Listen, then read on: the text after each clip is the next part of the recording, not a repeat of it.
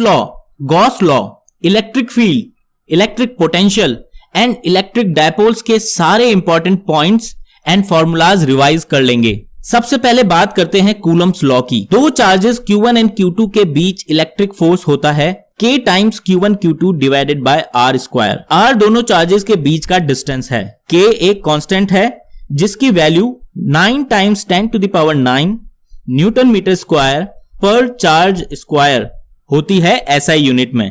अगर बहुत सारे चार्जेस हैं तो नेट फोर्स किसी एक चार्ज पर बाकी सभी चार्जेस की वजह से जो इंडिविजुअल फोर्सेस हैं उन्हें ऐड करने पर मिलता है। Electric field lines imaginary lines होती हैं जो इलेक्ट्रिक फील्ड के बारे में दो इंफॉर्मेशन देती हैं। पहली, इलेक्ट्रिक फील्ड की डायरेक्शन। किसी पॉइंट P पर फील्ड की डायरेक्शन मिलती है उस पॉइंट से पास होने वाली फील्ड लाइन के उस पॉइंट पर टेंजेंट से। दूसरी बात, अगर किसी रीजन 1 में फील्ड लाइंस बहुत क्लोज हैं एज कंपेयर टू दूसरे रीजन 2 के, देन रीजन 1 में किसी पॉइंट A पर इलेक्ट्रिक फील्ड का मैग्नीट्यूड ज्यादा होगा रीजन 2 के पॉइंट B से। कोई भी चार्ज इन फील्ड लाइंस के अलोंग ही मूव होता है। दो इलेक्ट्रिक फील्ड लाइंस कभी इंटरसेक्ट या क्रॉस नहीं कर सकती। अगर पॉइंट चार्जेस की बात करें तो पॉजिटिव चार्ज से ये लाइंस बाहर की तरफ निकलती हैं और नेगेटिव चार्ज में ये लाइंस अंदर की तरफ आती हैं। दो पॉइंट चार्जेस एक साथ हो तो ये लाइंस पॉजिटिव चार्ज से निकलकर नेगेटिव चार्ज में टर्मिनेट होती हैं। और अगर दो पॉजिटिव चार्जेस हैं तो फील्ड लाइंस ऐसी दिखती हैं। इलेक्ट्रिक फील्ड की वैल्यू दोनों के बीच में किसी एक पॉइंट पर इस वाले केस में 0 होती हैं। सिमिलरली दो नेगेटिव चार्जेस की वजह से फील्ड लाइंस ऐसी दिखती है। अगर किसी चार्ज का मैग्नीट्यूड ज्यादा है तो उससे फील्ड लाइंस ज्यादा ओरिजिनेट या टर्मिनेट होगी एज कंपेयर टू जिसका चार्ज कम है।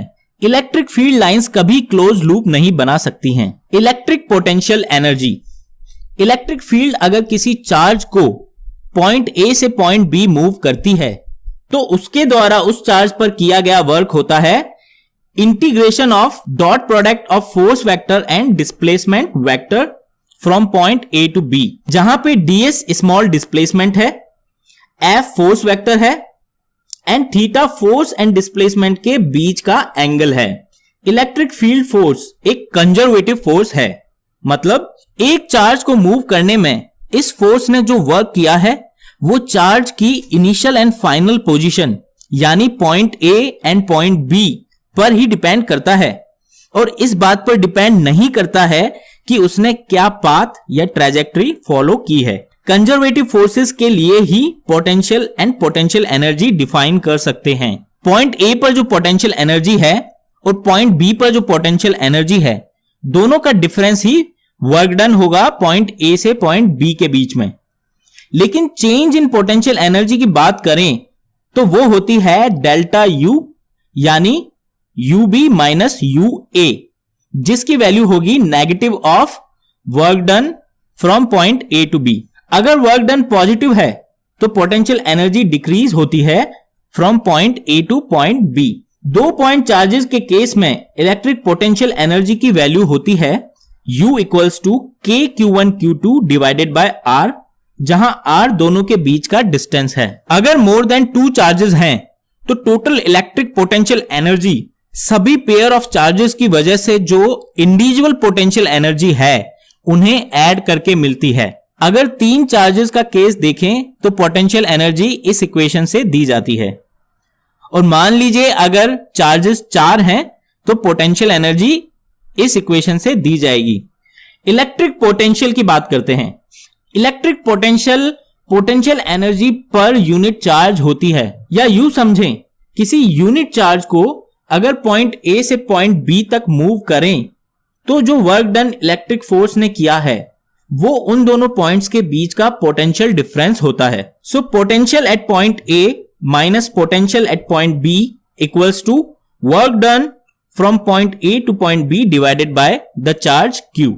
अगर इलेक्ट्रिक फोर्स की जगह कोई एक्सटर्नल फोर्स है जो चार्ज मूव कर रहा है तो उसके द्वारा किया वर्क दिया जाएगा इस इक्वेशन से। यहां ये external force positive charge Q0 को B से A मूव कर रहा है opposite to the electric field direction.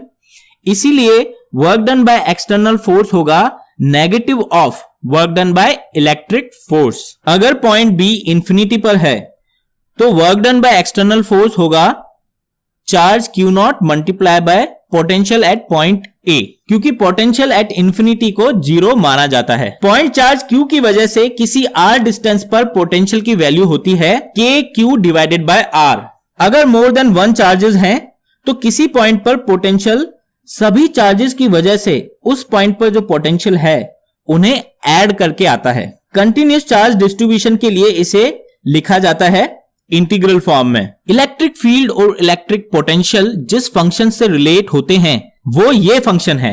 यहां पर dv बाय dx होता है पोटेंशियल फंक्शन का partial differentiation with respect to x। Partial differentiation का मतलब होता है कि हम पोटेंशियल फंक्शन को, जिसमें कि x, y, z सभी वेरिएबल हैं, लेकिन अगर x के टर्म्स में पार्शियल डिफरेंशिएशन कर रहे हैं तो बाकी वेरिएबल्स को हम कांस्टेंट मान लेते हैं, यानी कि y एंड z को कांस्टेंट मान के हम x की टर्म्स में पोटेंशियल फंक्शन को डिफरेंशिएट करते हैं। अगर एक ही वेरिएबल है, जैसे रेडियल डायरेक्शन में डिस्टेंस r, तो लिख सकते हैं electric field equals to minus dv by dr। इसे इस तरह भी समझ सकते हैं कि जो पोटेंशियल और डिस्टेंस का ग्राफ है उसका जो किसी पॉइंट पे स्लोप है उसकी नेगेटिव वैल्यू उस पॉइंट पर इलेक्ट्रिक फील्ड की वैल्यू बताती है। यहां से अगर हम इंटीग्रेट करें तो हमें मिलता है VB minus VA equals to negative of integral from point A to point B of electric field vector dot displacement vector.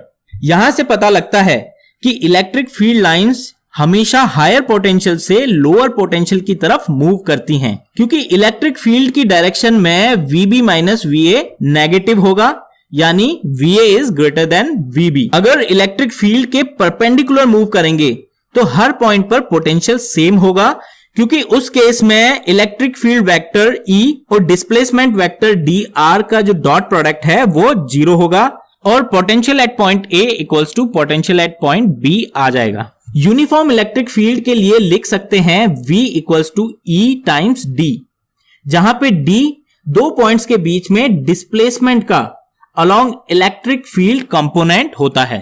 अब बात करते हैं इक्विपोटेंशियल सरफेसेस की। इक्विपोटेंशियल सरफेसेस हैं वो 3 डायमेंशनल सरफेस जिस पर हर पॉइंट का इलेक्ट्रिक पोटेंशियल वैल्यू सेम होता है। इसका मतलब पोटेंशियल डिफरेंस किसी भी दो पॉइंट के बीच इस सरफेस पर 0 होगा और इसीलिए वर्क डन भी 0 होगा किसी भी दो पॉइंट्स के बीच।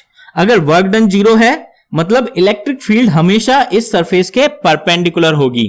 तो 2 पॉइंट्स याद रखें, electric field lines equipotential surfaces के परपेंडिकुलर होंगी और इलेक्ट्रिक फील्ड की डायरेक्शन के अलोंग पोटेंशियल की वैल्यू कम होती जाती है। अब बात करते हैं इलेक्ट्रिक डायपोल की। दो इक्वल एंड अपोजिट चार्जेस जब हमेशा एक फिक्स डिस्टेंस से सेपरेटेड रहते हैं तो इलेक्ट्रिक डायपोल कहलाते हैं। हर इलेक्ट्रिक डायपोल का एक मोमेंट होता है जिसे P से डिनोट करते हैं। इसकी वैल्यू होती है P equals to 2A times Q, जहां 2A दोनों चार्जेस के बीच का डिस्टेंस है। इलेक्ट्रिक डायपोल मोमेंट एक वेक्टर क्वांटिटी है और ये नेगेटिव से पॉजिटिव चार्ज की तरफ डायरेक्टेड रहता है। अगर दो डायपोल मोमेंट्स को ऐड करना हो तो वेक्टर एडिशंस यूज करना होता है। यूनिफॉर्म इलेक्ट्रिक फील्ड में डायपोल पर नेट फोर्स हमेशा 0 होता है। नॉन यूनिफॉर्म इलेक्ट्रिक फील्ड में ये नॉन जीरो भी हो सकता है। अगर इस डायपोल पर टॉर्क देखें तो उसकी वैल्यू होगी डायपोल मोमेंट का क्रॉस प्रोडक्ट इलेक्ट्रिक फील्ड के साथ। उसका मैग्नीट्यूड होगा P times E sine theta. Theta equals to 0 and 180 degree पर टॉर्क 0 होगा और थीटा इक्वल्स टू 90 डिग्री पर टॉर्क मैक्सिमम होगा। अगर dipole small angle d theta से रोटेट होता है तो टॉर्क के द्वारा वर्क होता है जिसकी वैल्यू होती है टाउ डी थीटा, या इसे लिख सकते हैं minus PE sine theta d theta, क्योंकि du change in potential energy equals to negative of work done है तो चेंज इन पोटेंशियल एनर्जी की वैल्यू होगी PE sine theta d theta. अगर डायपोल θ1 से θ2 रोटेट हुआ है तो इंटीग्रेट करने के बाद हम लिख सकते हैं work done by torque of electric force equals to PE times cos θ2 minus cos θ1 और अगर कोई एक्सटर्नल फोर्स टॉर्क लगाता है अगेंस्ट द इलेक्ट्रिक फील्ड तो उसकी वैल्यू इस वैल्यू के नेगेटिव होगी, क्योंकि theta equals to 0 degree and 180 degree पर टॉर्क 0 होता है और फोर्स तो 0 है ही, मतलब इन एंगल्स पर ये डायपोल इक्विलिब्रियम में होगा। ये इक्विलिब्रियम स्टेबल होगा या अनस्टेबल, ये पोटेंशियल एनर्जी की वैल्यू पर डिपेंड करेगा। थीटा इक्वल्स टू 0 डिग्री पर पोटेंशियल एनर्जी की वैल्यू आती है -PE। नेगेटिव वैल्यू है मतलब मिनिमम एनर्जी, इसीलिए इक्विलिब्रियम स्टेबल होगा। मतलब अगर डायपोल को स्मॉल एंगल से मूव करेंगे तो टॉर्क वापस डायपोल को थीटा इक्वल्स टू 0 डिग्री पर लाने की कोशिश करेगा। थीटा इक्वल्स टू 180 डिग्री पर पोटेंशियल एनर्जी की वैल्यू होगी P टाइम्स E। ये वैल्यू पॉजिटिव है, मतलब मैक्सिमम एनर्जी, यानी इक्विलिब्रियम अनस्टेबल होगा। अनस्टेबल इक्विलिब्रियम का मतलब है अगर डायपोल को स्मॉल एंगल से मूव किया तो डायपोल वापस उसी पोजीशन पे नहीं आएगा जहां पे थीटा इक्वल्स टू 180 डिग्री है, बल्कि थीटा इक्वल्स टू 0 डिग्री की तरफ मूव करेगा, जो कि स्टेबल इक्विलिब्रियम है। गॉस लॉ की बात करते हैं। पहले इलेक्ट्रिक फ्लक्स समझते हैं। फ्लक्स मेजर करता है कि एक सरफेस से कितनी इलेक्ट्रिक फील्ड लाइंस पास हो रही हैं। यह एक स्केलर क्वांटिटी है। Small surface area ds vector के लिए फ्लक्स लिखते हैं dot product of electric field and the surface area vector, या इसे इस तरीके से भी लिख सकते हैं E ds cos थीटा। इसे इंटीग्रेट करके हम टोटल फ्लक्स की वैल्यू निकाल सकते हैं। ds की डायरेक्शन सरफेस से आउटवर्ड की तरफ पॉजिटिव ली जाती है। अगर थीटा इक्वल्स टू 0 डिग्री है, या ये कहें electric field times total surface area, और अगर थीटा इक्वल्स टू 90 डिग्री है तो फ्लक्स 0 होगा। गॉस लॉ कहता है कि अगर एक हाइपोथेटिकल क्लोज सरफेस कंसीडर करें तो उस क्लोज सरफेस से पास होने वाला फ्लक्स होगा close integral of E dot ds, जिसकी वैल्यू होती है उस सरफेस एरिया के अंदर जो चार्ज है Q inside divided by epsilon not. Epsilon not एक कांस्टेंट है, यानी ये फ्लक्स केवल और केवल उस क्लोज सरफेस के अंदर जो चार्ज है उसी पर डिपेंड करेगा। अब बात करते हैं कंडक्टर्स की। कंडक्टिंग मटेरियल के अंदर इलेक्ट्रिक फील्ड 0 होता है, क्योंकि कंडक्टर्स में इलेक्ट्रॉन्स फ्रीली मूव कर सकते हैं, और अगर कोई भी इलेक्ट्रिक फील्ड अंदर एग्जिस्ट करती है तो वो इलेक्ट्रॉन्स पर फोर्स एक्सर्ट करेगी, और इलेक्ट्रॉन्स तब तक मूव करेंगे जब तक रिजल्टेंट फील्ड वैल्यू 0 ना हो जाए। अगर इलेक्ट्रिक फील्ड 0 है तो गॉस लॉ से कह सकते हैं कि चार्ज एनक्लोज भी 0 होगा, यानी अगर हम कंडक्टर को कोई चार्ज Q देते हैं तो वो उसकी सरफेस पर ही रहेगा, अंदर नहीं। फील्ड लाइंस की बात करें तो क्योंकि कंडक्टर के अंदर इलेक्ट्रिक फील्ड 0 है, इसलिए कोई फील्ड लाइन कंडक्टर के अंदर एंटर नहीं कर सकती। ये लाइंस कंडक्टर की सरफेस के परपेंडिकुलर होती हैं। अगर कंडक्टर पर पॉजिटिव चार्ज है तो लाइंस सरफेस से ओरिजिनेट होंगी, और अगर नेगेटिव चार्ज है तो लाइंस सरफेस पर टर्मिनेट होंगी। क्योंकि कंडक्टर के अंदर फील्ड 0 है तो अंदर के हर पॉइंट पर पोटेंशियल वैल्यू इक्वल होगी, यानी सरफेस पर जो पोटेंशियल वैल्यू है वो ही अंदर के हर पॉइंट पर भी होगी। अगर कंडक्टर में कैविटी है और हम एक पॉजिटिव चार्ज उस कैविटी में रखते हैं तो कुछ ऐसा होगा।